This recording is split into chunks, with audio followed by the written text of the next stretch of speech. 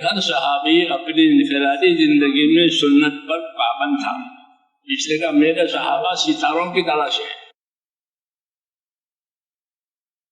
میرے صحابہ ستاروں کی طرح سے، اصحاب کا نجوم۔ ستارے میں دو صفت ہوتی ہے، ستارے میں کتنی صفت ہوتی ہے؟ دو، ایک حرکت، ایک نور۔ ستارے میں دو صفت، ایک حرکت، ستارے چلتے ہیں آسمانوں میں، اور دوسرا نور ہوتا ہے۔ محمد کو بھی دو صفت دی ہے، حرکت کرو،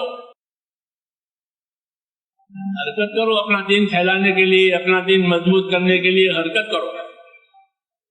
حرکت کرو گے تو آپ کا اپنا دین بھی مضبوط ہو جائے گا، دوسروں میں بھی دین پہنچ جائے گا۔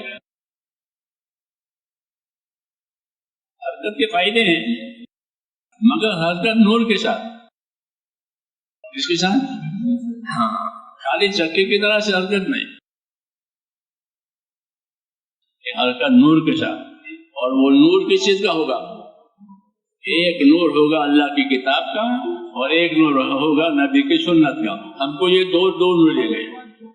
وَأَنزَلْنَا إِلَيْكُمْ نُورًا مُبِينًا، یہ قرآن کا نور ہے کہ ہم نے تمہارے اوپر ایک نور اتارا ہے، اور ایک سنت کا نور ہے، قَدْ جَاءَكُم مِّنَ اللَّهِ نُورٌ وَكِتَابٌ مُبِينٌ، کہ تمہارے پاس ایک نور آیا ہے، کتاب آئی، وہ نور سنت ہے۔